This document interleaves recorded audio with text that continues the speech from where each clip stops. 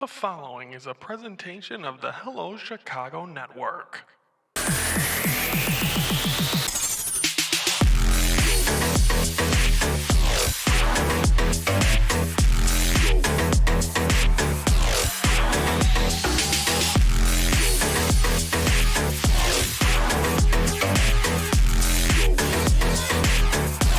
Hello, Chicago Network is on the air. Hello, everybody. I'm Ryan Yanishadis. It is time to focus, and today we're focusing on the Chicago Cubs. Last week, of course, the last few weeks we did the additions and subtractions of both the White Sox and the Cubs. Then last week we did the opening day starting lineup and the rotation for both of these teams. So now, of course, yesterday we did the over/under. I got the over on wins 53.5 for the White Sox. Now, what do I have for the Chicago Cubs? A team that for the last 2 years finished with 83 wins, missed the postseason 2 years ago by just a game, and then last year they were just blown out of the water and out of it towards the beginning of September. But I think we talked about the additions of this team. We talked about bringing in Kyle Tucker, even though it's for 1 year. I think this is a 90-win team if they bring in Alex Bregman. Unfortunately, that's not the case. Got to move on from that. Now you look at this Chicago Cub team right now. I think the starting rotation. I know there's been injuries early on with Javier Assad, and then of course with Nico Horner, and then Matt Shaw as well. So hopefully the injuries and injuries are going to come, and there's going to be guys on the IL. Hopefully Justin Steele can stay healthy as well. The back end of the bullpen that cost this team 15 games, I believe, last season. They got Presley. Ryan Presley is the back end of the bullpen. They got a couple other, Ryan Brazier. They also got some guys back, Julian Merriweather. So, I mean, you put all that with some other guys you're going to see, plus another year of Pete Crow Armstrong. If Matt Shaw can be better than advertised, he's got a lot to prove. Hopefully the stress don't get to him.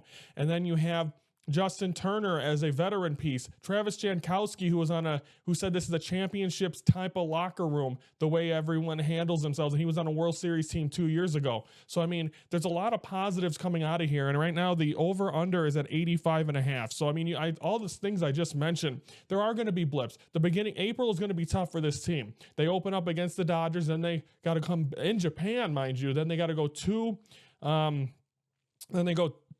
the Padres. Then I think they have another road. Then they go to Oakland or to Sacramento and face the Athletics, who are up and coming team. Then they go home. Then they got to go back on the road to San Diego and Los Angeles. It's going to be a lot. Or I believe it's Los Angeles, San Diego. So this is going to be but you're done with the Dodgers. You're done with the Padres in the first month. So you get past April, you play around 500 baseball, I think this team's going to be okay. You're going to be able to beat up on teams in your division. But mind you, they still got teams like the Pirates that have gotten better, of course, with Paul Skeens. And as well, the offense, they haven't done much. The Reds are going to be an underdog as well. But 85.5, if you don't think the Cubs, with Justin Tucker in a contract year, remember how great Cody Bellinger was in a contract year? Have Kyle Tucker be that cog in that team's machine. Another year of Pete Crow Armstrong. Hopefully everyone, like I said, stay healthy. And you see growth from Michael Busch and Miguel Amaya, who I think are going to be two keys as well. Definitely, I'm going over. I'm going to say at least 86 wins for the Chicago Cubs baseball team. I'm excited about them. I'm not buying into the hype yet of a playoff team. I got to see it. And I will let people know will I be going back to Wrigley Field? I still don't really know, because this team is good, but bring me back there. They didn't want to they were second place for a couple of big names. Make me come back to the ballpark, and I think it's for the team, not for the owners. I'll go see him on the road. I already got trips planned in Milwaukee and on the south side. I'm going to see him in Sacramento and in San Diego. I'll put money in other teams' pockets, but right now I'm not sure when I'll be returning to Wrigley except for the Sammy Sosa game. So we'll see where to stand, but I got over. So at least 86 wins for the Cubs. Plus yesterday I had over 53.5 for the White Sox. So we'll see where I'm at.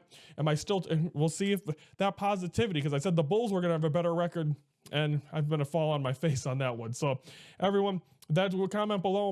Am I off my rocker with this one? Do you think the Cubs, did they add enough to get 3 more wins than last season? I think they did.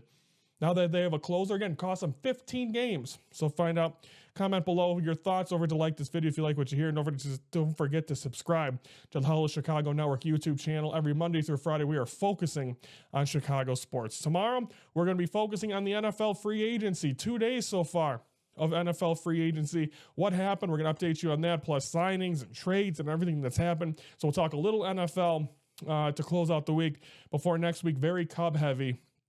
as Monday will be a preview, and then Tuesday and Wednesday recaps from this series in Japan. I'm Ryan Yanishadis from the Hello Chicago Network. We're the focus of Chicago sports.